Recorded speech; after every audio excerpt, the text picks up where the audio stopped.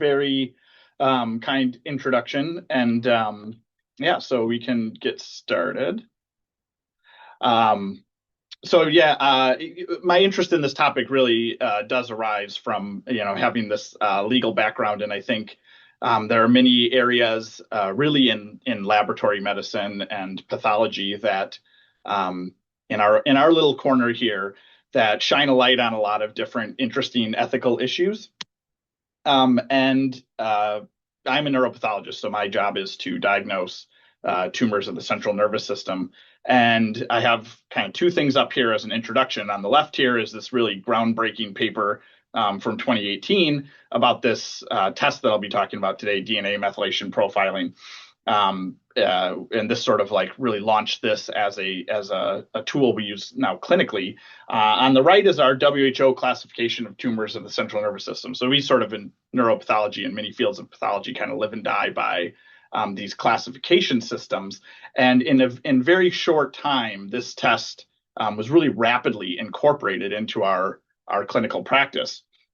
And so the reason I really want to talk about this today, why I think this is an important topic, is because this should say rapid adoption, not rigorous. I use rigorous twice there. The rapid adoption of this test has, in my mind, really not been accompanied by a rigorous assessment of the unique bioethical considerations of this test. If you go to a neuropathology conference, these are all things that people talk about, but it's really not out there in sort of a formalized way. And I want to kind of put some of these issues into a more formalized structure. And I think this is a great topic to kind of talk about many issues that touch on, especially kind of the novel adaptation of advanced testing in the laboratory setting. So I'm going to kind of approach this in sort of a general to more specific way. And I want to kind of start out with some of the basic ethical principles relevant to genetic testing, move on to the unique aspects of molecular genetic testing for tumor diagnostics, and then apply it to this test that I'll talk about, DNA methylation profiling. And the reason I'm doing this is because each of these leaps has an exponential decrease in the available literature on the ethical considerations of these. So genetic testing in general is rich in ethical issues and discussions of these ethical principles. There becomes much less of that as we move on to the tumor diagnostic settings, and then essentially into DNA methylation profiling, where it really, again, is kind of not discussed at all. So what is genetic testing? For being such an issue that we deal with commonly, it's kind of hard to find like a really good, as a lawyer, I like to have clear definitions of everything. And really, it's any kind of test that will evaluate, human DNA, RNA, chromosomes, proteins, and certain metabolites, so sort of proxies for genetic alterations. And when you talk about genetic testing, we often think of it. So today I'm talking about it for clinical purposes, for diagnosis, prognostication, as opposed to the research setting, but we'll touch on that a little bit. And, this definition I have is from a lifetime ago in the field of genetics. Where we've really advanced from, testing for single gene alterations to really like more broad testing like whole exome and whole genome sequencing. In the time from when the whole genome project was completed to now, we testing somebody's entire genome is relatively easy and cheap. So this has really proliferated as a field.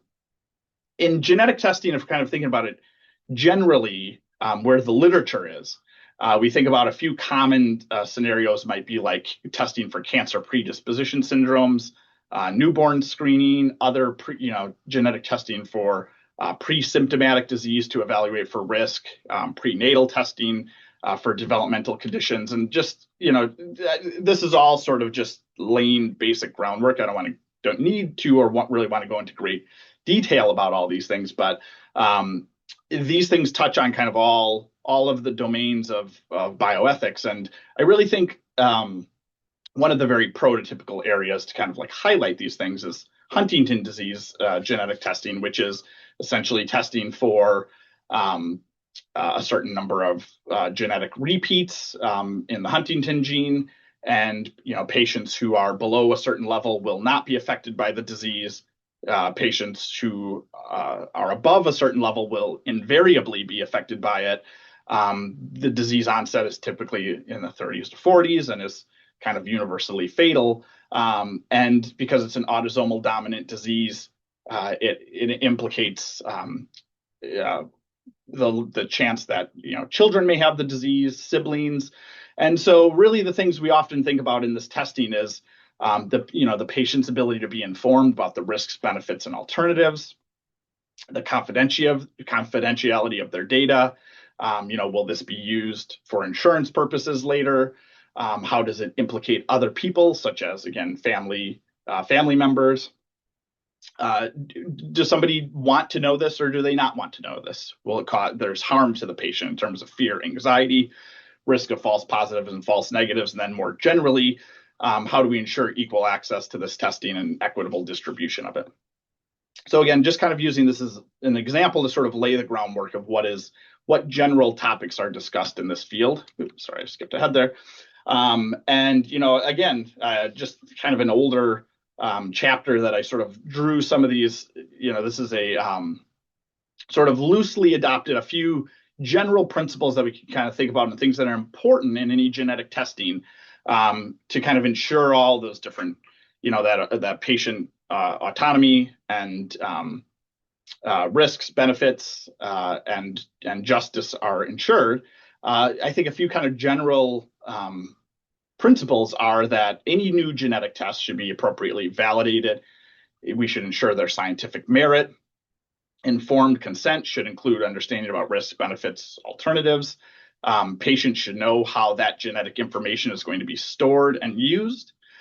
Procedures should be in place for understanding the risk of incidental and secondary findings. We'll talk about that a little bit, like things that were not the purpose of the test that may have clinical that could be discovered that may have clinical implications. Procedures in place for reevaluation and reinterpretation of data as science evolves, protection of confidentiality.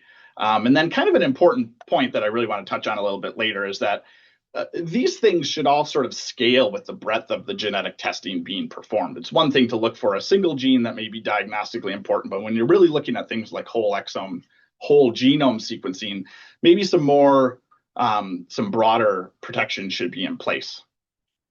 So I kind of want to take those general principles and apply them to the setting of diagnostic molecular pathology. And kind of the way this is just a fantastic paper for anybody who is interested in this topic. And it's really the only kind of comprehensive review of applying those general ethical considerations to the setting of diagnostic molecular pathology. But to just start off, what we're really talking about here is what I was talking about before, and what's really out there is on clinical genetics. So testing for germline tissue, for heritable diseases that may have clinical implications. Now we're talking in this terminology that's generally used of molecular pathology is testing a tumor, a neoplasm, for genetic alterations that may have diagnostic, prognostic, or therapeutic importance. And to kind of show like where this all falls really everything I'm going to talk about today is specific to or in the context of neuropathology and brain tumors, but applies more generally. And really, we've evolved in our field from, looking at a histologic specimen under a microscope. So this is, a surgical specimen, a biopsy, or a tumor is resected, using some sort of immunohistochemistry to sort of classify the tumor according to cell of origin, things like that. And then has really, especially in neuropath and a few other fields, has really moved on to using this genetic testing for diagnostics. So this is critical for understanding what type of tumor we're looking at, classifying it, assessing the prognosis and therapeutic implications. And just to kind of highlight an example from our WHO book that I was referencing, for example, a tumor that once upon a time was called just an ependymoma based on the way it looked and the cell of origin. The diagnosis is now supratentorial ependymoma, Zifta fusion positive. And these are diagnostic criteria. According to the WHO, we must prove the presence of this genetic fusion. So genetics and genetic alterations are essential features of our diagnosis.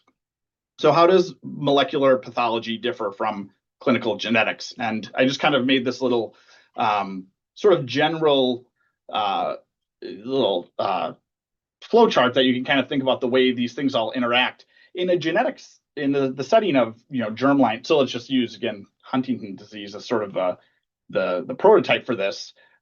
This testing is going to be, genetic testing will be ordered by a physician or a genetic counselor who is talking to the patient, informing them risks, benefits, how to interpret the test. The testing is performed on a blood or a buccal swab. A result comes back to the genetic counselor and the physician who can interact with the patient. What we're really talking about on our other side here is that a surgical specimen comes and I look at the specimen and I decide what testing has to be ordered. I order that molecular testing on the tumor. I may be communicating with, a neuro-oncologist or a neurosurgeon or a radiation oncologist, but I'm rarely, if ever, communicating with the patient about it. This test result comes back to me. I incorporate it into a final diagnosis that goes back to, again, an oncologist or a surgeon who communicates it to the patient. So a very different set of circumstances in which these things are done.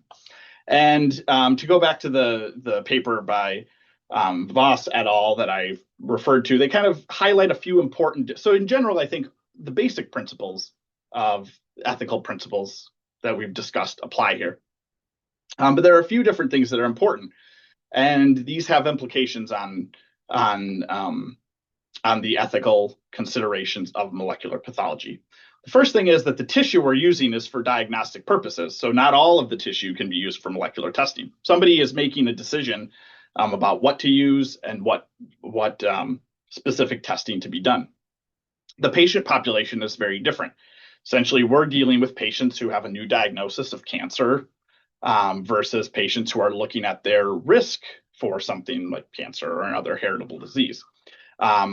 This may have different implications for informed consent. Most patients are generally okay with whatever is necessary to be done to render an appropriate standard of care diagnosis.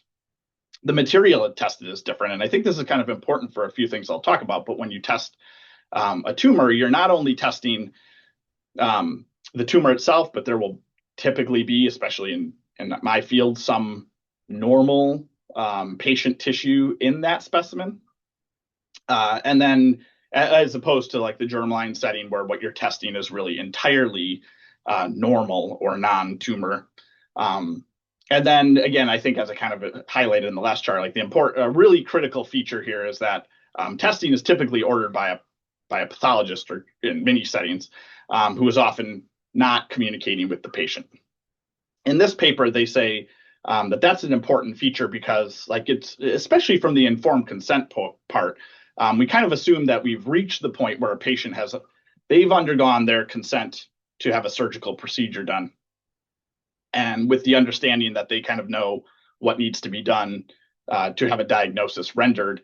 But it's not really like practical or feasible, or they argue really maybe even necessary for me to go back and communicate with that patient and say, this is the genetic testing I want to do on your tumor. Here are the risks and benefits and so on and so forth. So to kind of come from that point, we'll kind of change gears, and I just want to talk about this specific test I'm talking about today, DNA methylation profiling. And so everything that I've been talking about are genetic tests. These are tests that look at genetic alterations to the genome that may happen specifically in the setting of a tumor. DNA methylation profiling is an epigenetic test, which means that it tests alterations that happen to the genome that do not alter the genome itself. So essentially, the body we use this mechanism of methylation to control expression of certain genes by attaching a methyl group to certain sites that can either sort of preferentially kind of silence those genes.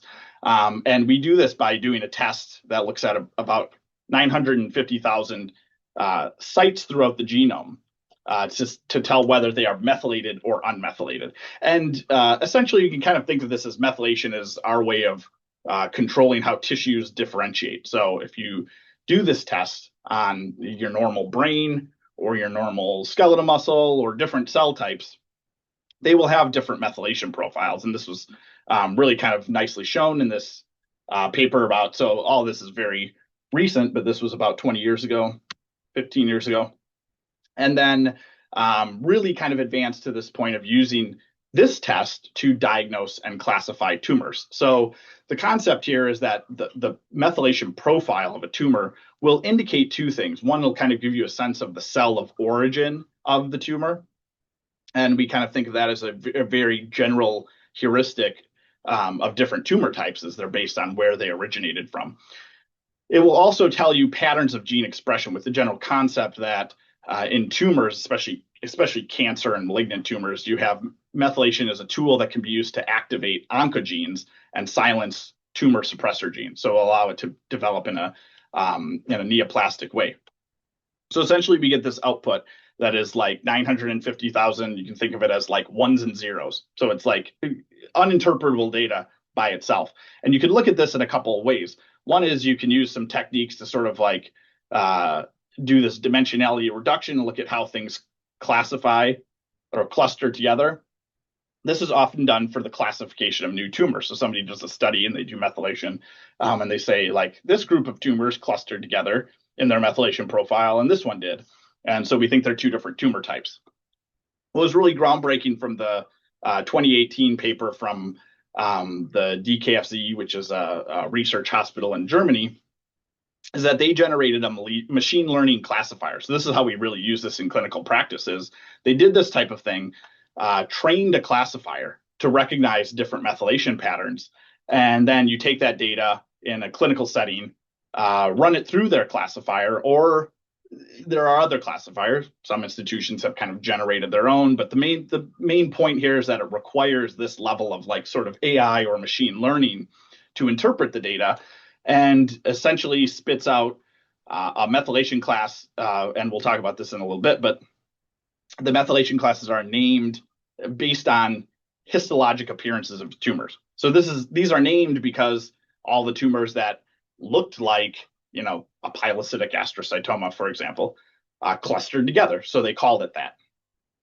So you can see where this is kind of diagnostically powerful, but it's also a little bit of a black box in that, we don't really know. We know how the algorithm works, but kind of how it comes to specific conclusions is not always super clear.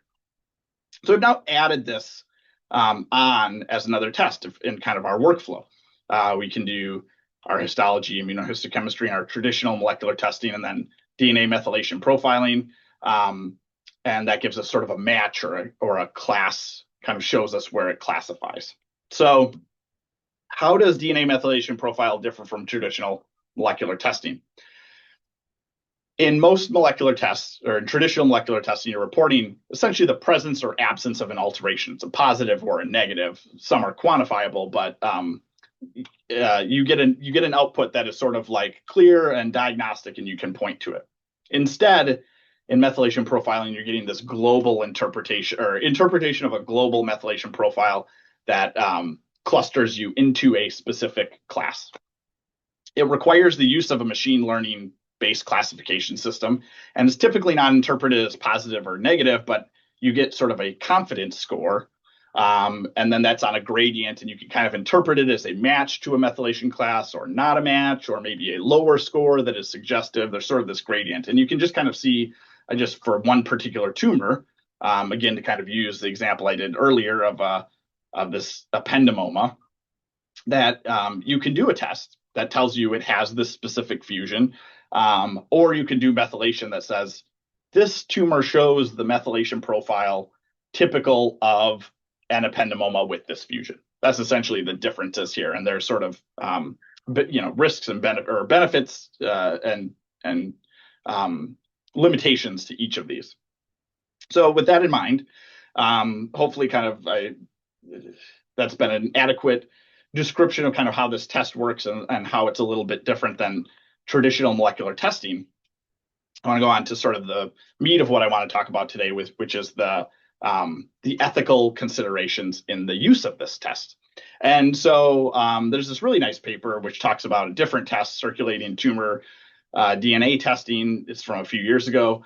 And it kind of asks this question of like, what are the ethical considerations in early adoption of molecular diagnostic testing that has not really like fully formed in terms of evidence or guidelines. Now, DNA methylation profiling does have evidence and guidelines, but we're still in sort of this evolving stage of it. And I really, this is a busy slide, but they have this really beautiful chart or table that kind of lays out all of these different questions. And I think a few that I really want to talk about today is like, is the patient fully informed of uncertainty from this new test, like how it's validated? Are they aware of harms and risks? How do clinicians apply it? Like, do they know?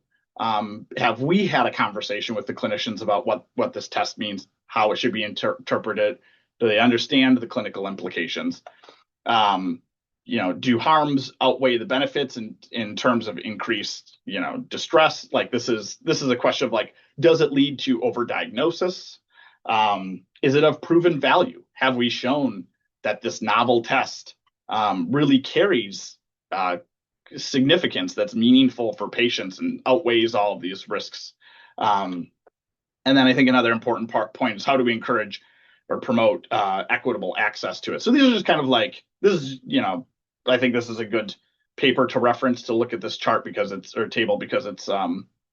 super useful in kind of setting up like a framework for some of these things. And to kind of go back to this paper I discussed earlier, I think I really want to ask this question of, from an ethical point of view, is DNA methylation profiling fundamentally different from other molecular and genetic tests? Or is it just another molecular test we do that has the same considerations? And I think the answer is yes. It's fundamentally different in certain ways and should make us think about some of these ethical considerations. There are many ways, and I wish I had like 2 hours to talk about this, but there are many ways to think about these different considerations. But I really kind of like wanted to sum it up, sort of loosely align with our sort of traditional ethical principles and talk about what are the benefits to the patients, what are the challenges in interpreting and reporting the results. So you might think of this as areas where you could harm a patient with inaccurate results. What are the challenges in storing, reusing, reinterpreting genetic data? So kind of thinking of it in light of patient autonomy and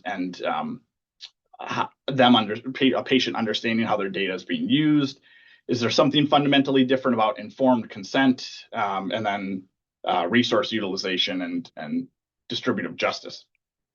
So this test, which as you might imagine is very powerful, does have great benefits in improving our ability to diagnose tumors of the CNS. So in the initial paper that I described, about 12% of all the cases they had were reclassified after this test was done. There's a study just this year looking at pediatric brain tumors and found that it was able to provide a more refined or granular diagnosis in about half of the cases and actually completely change the diagnosis in about 10%. People have shown in various tumors that it may outperform other molecular tests in prognosis. It's very good at resolving ambiguous diagnoses. And so people have kind of come up with like, what scenarios do we think it's best to use it? And I think we all agree that if you have a test that you have an ambiguous diagnosis, you can't render a diagnosis from all your other tools, that it will be useful to have a test like this. But I think an open question remains as we become more granular and we come up with kind of these more refined diagnoses is how much of a refinement in diagnosis is for us to feel good that we came up with a really specific, accurate diagnosis versus having done a test to just sort of add extra unnecessary information. And I think a really great example of this is that, this is one example of using methylation where this group identified that in the subset of patients, you can use methylation to identify a little subgroup of these patients that have better survival, like a median survival of maybe 3 years rather than 2 years, or on the order of months longer. Certainly great for patients to know their full prognosis. Probably not like clinically actionable, right? Like I don't think any clinical decision is being changed based on this. So the question is like, how much do we need to be doing this test to sort of satisfy this itch, this academic itch to classify and further subclassify when it does not necessarily result in meaningful outcomes. So to kind of move on to some of the questions about interpreting and reporting, to kind of go back to some of those basic principles again, like a core principle of adopting a new test is that you should be able to establish its performance characteristics, validate it, understand that you may have incidental or unsolicited findings, secondary findings. Patients should be aware of how ambiguous results might be interpreted. And then how do you account for false positives and false negatives, which can always cause harm to patients as well. So this is a really fascinating topic that I think we may never have a great answer on. Sort of massive area of ethics right now of how do you implement machine learning or I just want to make sure everyone can hear me because I just had a little notification that my internet was unstable, but I think I'm okay still. Yeah, we can hear you. You're good. Okay, thank you. So how do we incorporate machine learning and artificial intelligence into healthcare? And they really highlight in this paper that the nature of an AI-driven or machine learning-driven technology kind of precludes validation in the way that we think about it. And so it's very challenging because we want to really prove that this test works and show that it's sensitive and specific and accurate. But if you're using a test where you say, I defined a methylation class that can only be proven by DNA methylation profiling, you can never use another gold standard to corroborate that. So we've all done the best we can. There are still, people have suggested ways to validate these tests, but it's still limited. Here's a nice paper on it. And another important thing to keep in mind is that there's no one complete classifier. So we use a classifier for brain tumors. There are classifiers for tumors of the bone and soft tissue. And you really have to kind of go through a process to validate that as best you can. Another part that I think is really kind of fascinating, and this is more asking a question than sort of really giving an answer. And I'll kind of come back to this in a minute, but is this topic of reporting unsolicited findings. And what they talk about in this Voss paper is that, again, as the test becomes more complicated, you need greater demands for consent, privacy, and disclosure, protection of data, things like that. And so the question is, I'm sorry, I have something, let me just come back to this because that little slide got out of order and I'll come back to the last part. But so the question is, where do we fall sort of on that continuum in DNA methylation profiling? Is this like a really specific test that is just asking one question, or is it giving us lots of information that has great risks for protection of privacy and other issues? And, on one hand, we use a classifier that gives you a result, but I just want to talk about the tremendous amount of genetic information that comes from this test. So you're getting all of this data, and you can really do quite amazing things with it. Like people can take, again, you're sequencing both a patient's tumor data as well as their non-neoplastic germline tissue. And you can actually use technology they call it deconvolutional analysis to essentially say, to separate out those two different parts and then do an analysis on only one part of it, right? So you could actually separate brain tissue. And the things that people have done with methylation are incredible. So you can use it to predict how old a patient is. You can use it to predict risk that a patient may develop Parkinson's disease. You can use it to predict risk of developing breast cancer. I've highlighted like 3 different papers here, but there's an absolutely like unimaginable amount of data that you can get from this methylation data. So I would argue that we really are kind of way over on this side, even though we're using it for a very limited purpose. Once that data is generated, it kind of can be used for an infinite number of things. And I think most patients may be concerned or would like to know that this data exists out there that can be used in these different ways. Sorry, I just have to briefly go back since I kind of put that out of order. But the other risk that I would like to talk about is kind of the interpretation of the test as in terms of false positives and false negatives. And there's a lot of literature in the genetic testing realm on the ethical considerations of sort of calling ambiguous results, identifying a genetic alteration as pathogenic or benign or uncertain. And we sort of have this analogy that when you run a methylation profile, it may be ambiguous or it may not clearly match to a class. And so one of the kind of unique things about it is it really is heavily dependent on expert interpretation of a pathologist to determine sort of the truth of it. And a lot of really kind of bizarre things can happen. So, for example, this paper came out this year that medulloblastoma, which is a very high-grade malignant tumor, if you run methylation on normal developing cerebellar cortex in a fetus or an infant, it may match to that class. So there's a high risk of these spurious results. And I think where that kind of comes into play is like many people have treated methylation as sort of the oracle, which is to say that one of the risks of this test is that the methylation class that outputs is reported as a name of a diagnosis, even though that really isn't what it means. If a methylation result says glioblastoma, it's telling you that it showed a methylation profile that clusters together with glioblastomas.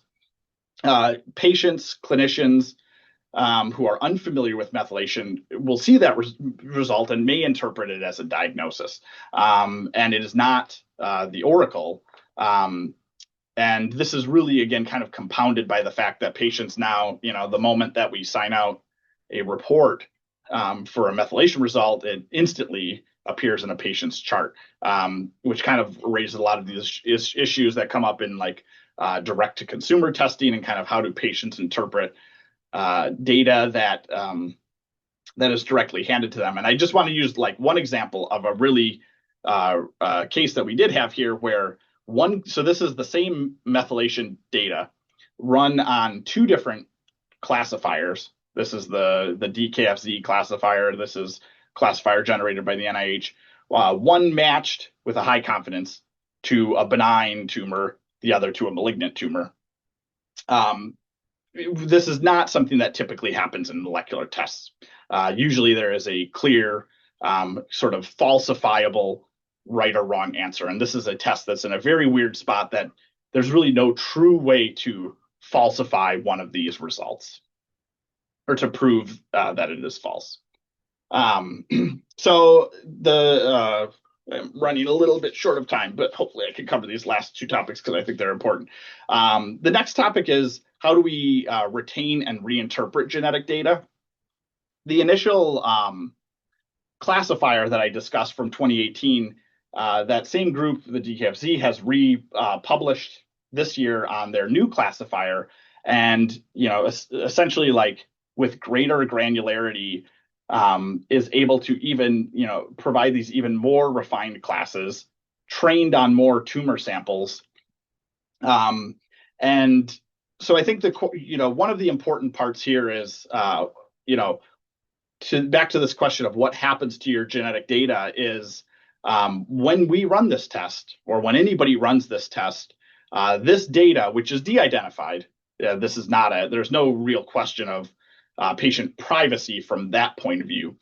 But this can be used by these groups to refine and update their classifier. And actually, the DKFZ, this website is no longer exists, but their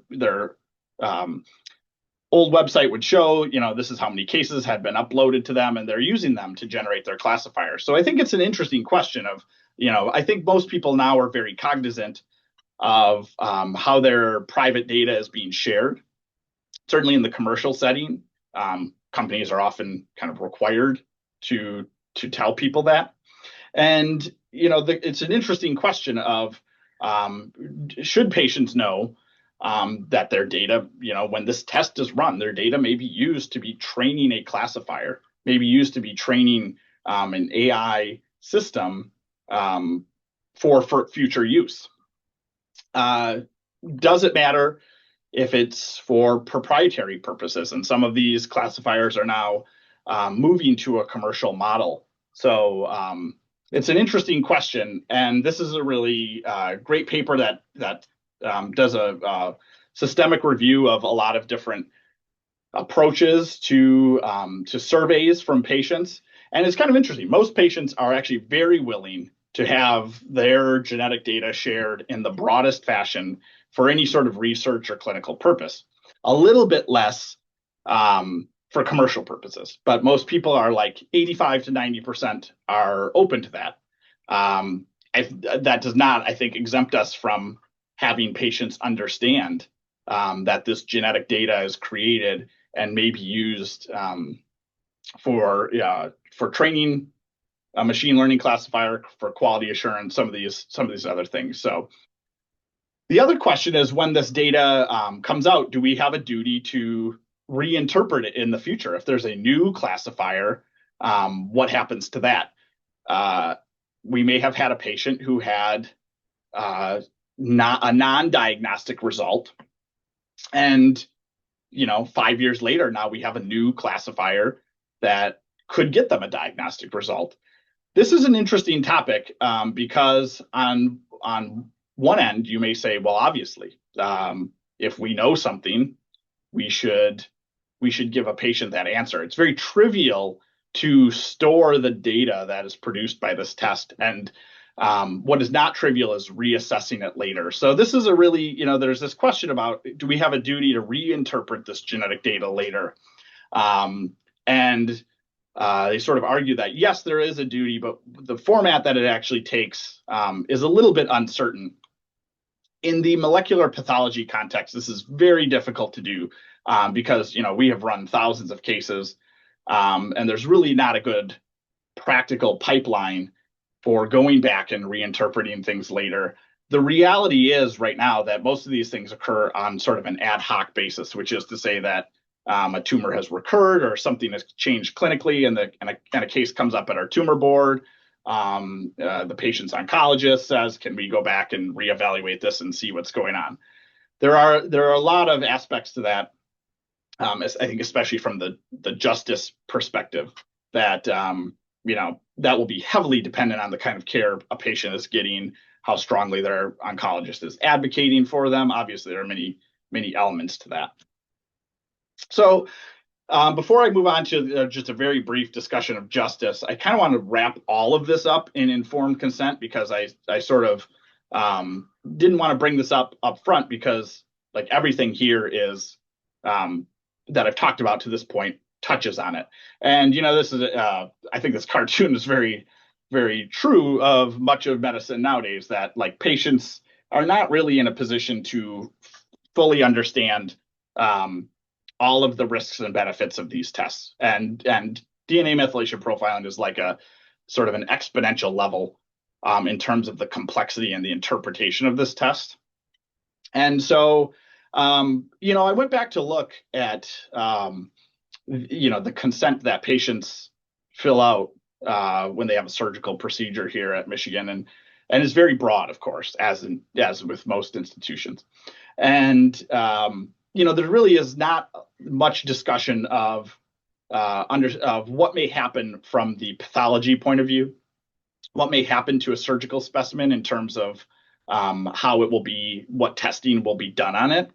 And so I think if you go back to the Voss paper that I highlighted, it really makes this point that it's very impractical in the molecular pathology setting to get informed consent. And this paper from about 20 years ago called The Battering of Informed Consent, which is more focused on the research setting, but it really kind of makes the point that practical considerations are not an excuse for not obtaining consent. And so I don't really know, I don't have a good answer to how this question is resolved.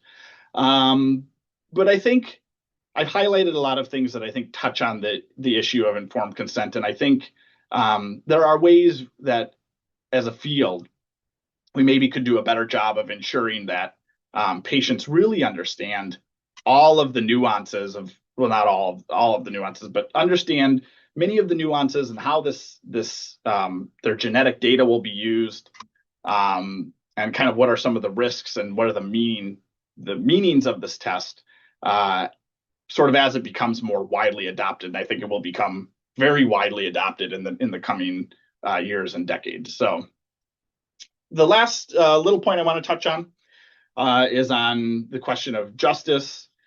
This is just a very broad concept that as we develop these very complex and expensive tests, there is a great growing inequality in who has access to them. And on one hand, I think most people agree that if you have access to a test that can provide important diagnostic and therapeutic information, that there are reasons to do that. Really within the United States and throughout the world, there has become a great widening, especially in access to some of these molecular tests. And we're sort of like two steps beyond many places, or three steps that may not have access to immunohistochemistry for full immunohistochemistry, molecular testing, and then now this test. And you can kind of think about it in sort of the setting of, this is really a key component of sort of precision medicine, which is the idea that we are targeting diagnosis and treatment to specific patients. And this really raises the issue that as we develop these tests, the benefits may be distributed unevenly. And a really important part of this, especially in the setting of the AI and machine learning, is that many genetic tests are focused on very specific populations. And I thought this was really timely that the DKFZ just published their this new classifier, the data for it. And, quite notably, the vast majority of samples come from Europe and the United States, a smaller number from China, and then really very little in the rest of the world.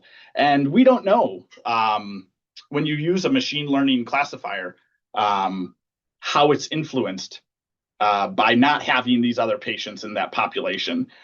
And actually, interestingly, this is still this was presented as just an abstract at the Society of Neuro-Oncology meeting this last year. So it only exists as an abstract, and I'll be very curious to see the outcome of this. But actually, the DKFZ, or this group, which includes a group of people from the DKFZ and other institutions, have developed this classifier to predict ethnicity of a patient based on this testing in a tumor, which is sort of like, I think, fraught with challenges, of course, but really raises the point that maybe the absence of many populations from this training class may mean that this test does not work as well in the populations that were not included in it. So I just kind of, one last little point about this is that using this test to define new tumor types has resulted in this like massive explosion of how we subclassify things. So, what we used to call a glioblastoma, sort of our most common malignant brain tumor, can be divided in a few groups by molecular testing, but then like what we still might call a glioblastoma can be subdivided into like a tremendous number, like an exponentially greater number when you use molecular testing. And I just kind of took a little picture today of, this is 2016, our first WHO classification that used molecular testing to the 2021 that incorporated DNA methylation testing, and it has just like dramatically exploded the number of classes we have. And there are recommendations that suggest that a new tumor should be defined by some distinct clinical phenotype, but I really think that we need to grapple with the question of, this is a book that should be, it's the WHO, so you should be able to go anywhere in the world and render a diagnosis of a brain tumor using this book. And there are now entities that require DNA methylation profiling by WHO criteria. And so I think we're sort of grappling with this question of, are we making really, really difficult requirements that cannot be applied consistently around the world? So I have a few minutes left, but just to kind of summarize, basically, hopefully I've kind of laid out the point that I think this is a test that, although it's been very dramatically beneficial, raises a lot of ethical issues in many different domains. And I think there's really a vacuum for with this test, but also like many of the new laboratory tests we use to accompany it by some sort of rigorous analysis of the ethical considerations. So here's just a few references. I know this will get posted, so you can look at these later, but otherwise, thank you very much. I really appreciate Dr. Smith and all of the mentorship she has given in bioethics, and I'm happy to take any questions. Thanks, Kyle. That's a really interesting talk. I learned so much because I don't think I really understood how that worked until now. So people are always asking me, are you using AI in clinical practice yet? And I'm like, oh no, we're not doing that. But I think this kind of is. It is 100% AI, and on this end, we've been doing it for several years now. So okay, so tell me your thoughts. And I don't think there's really an answer to this, but how do we decide that something is the standard of care? And how should we decide that? Like, who should decide those things? Because it sounds like maybe this is kind of becoming the standard of care in the field of brain tumors. And should it relate at all to whether it has some sort of treatment implications? Do you have thoughts? Yeah, I would agree. I think definitely there must be treatment implications for something to be standard of care. And I think we are certainly in a situation where at an academic institution, I think often, we are doing this test a lot here. So Michigan has sort of been an early adopter of this test for CNS tumors. And I think all of us, because we want to give a right answer, are doing it on cases where ultimately it may provide a classification that does not necessarily give a treatment outcome to a patient. I don't know the answer to when. So the argument that is made by, and in neuropath, many of these things, these sort of updates in the WHO come from, sort of small groups of experts who come up with these criteria to define new tumor types. And the argument that is made from them is we can't learn and study about a new tumor type unless we know what it is. And this is sort of the gold standard to proving what it is. Now, I don't know where that line is drawn between doing that for clinical purposes versus, first doing it in a research setting and then really proving that there's a therapeutic implication for a patient. Hopefully that was somewhat of an answer to your question. So has there been any thought about having the neuro-oncology folks do consent for anybody that has a brain tumor, like a more directed kind of consent for this kind of study, if that like they have a brain tumor and this is probably going to happen? Yeah, that's not that is not a conversation we've had at this point, but I think it's definitely as I've sort of been looking into this and preparing this talk, I think it's something. One of the conclusions that I've sort of come to is I do think there's enough unique aspects to the things we do, especially this test, that it may warrant some sort of specialized consent. And I think that's definitely a conversation we should have, but have not had yet. Yeah, I think it's interesting because there's really no privacy when you're dealing with genetic data. Because if we're feeding this into like a machine learning thing, like anybody's re-identifiable, even if we don't attach their name to it, but 100% agree. so there is a question for you. This presentation makes it clear that no one should voluntarily give their information to Elon Musk or OpenAI for training purposes. I mean, I think it's Do people know, like, I mean, there's a lot of things now, Tempest and all these other things that we're doing where some of the data is being used for proprietary purposes. yeah.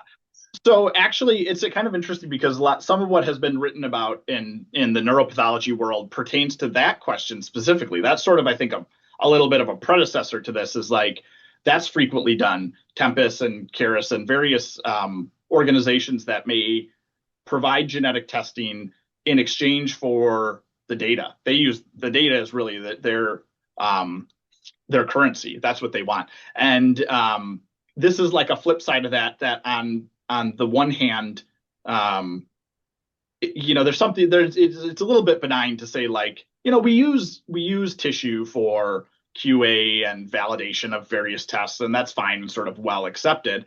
And you may think that training a machine learning classifier or AI is one aspect of that, but again, much of the DCAF-Z has now again is like moving to a proprietary model. So I think it's an interesting question to say that this data has been created, was voluntarily or sort of unknowingly given to them for benign purposes, and is not, and then now will be used for commercial purposes. And I think that's a leap that, again, like many patients may not want to take. So I think it's, this is an area that is that comes up in everything. This is not. Yeah, for sure. Like if AI is going to be helping us with diagnosis, somebody has to train it, right?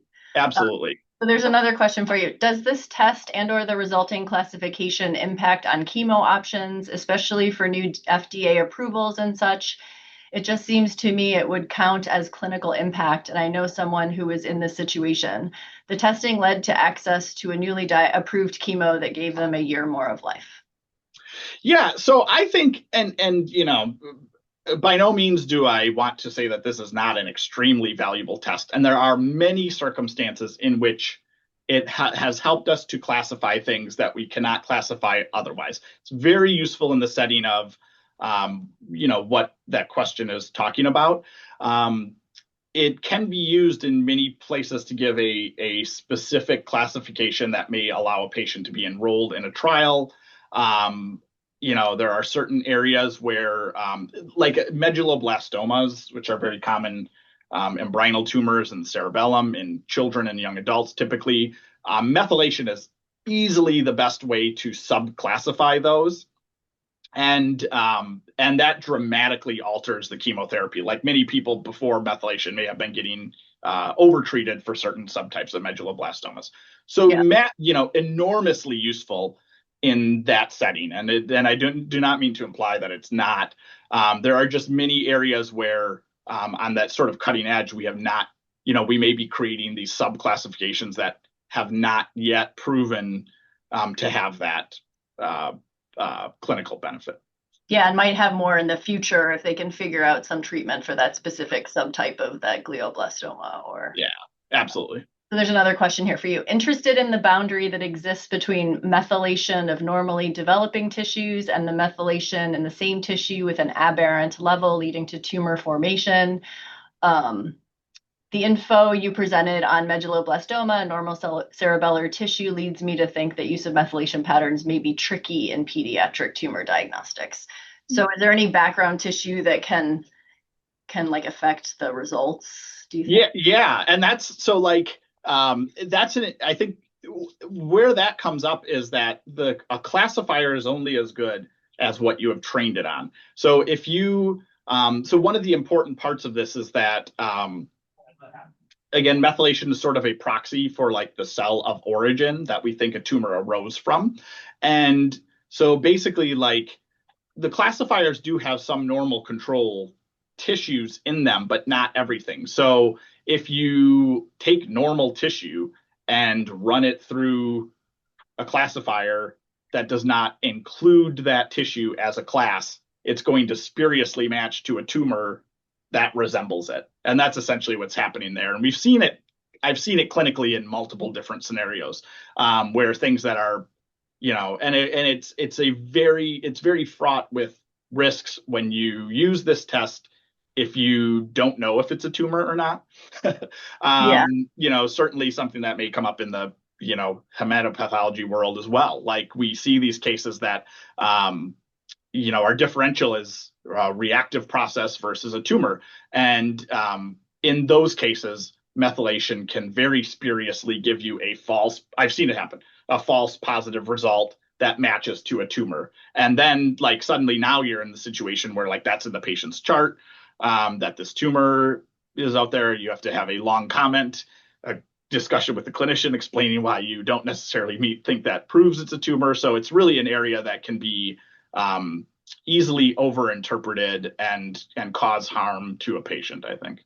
And possibly it could be an issue if community pathologists that aren't quite as aware of like all of these issues, if they just decide to start using it. Absolutely. Do you see, somebody else wanted to know if you saw a role for genetic counselors possibly in explaining this to patients?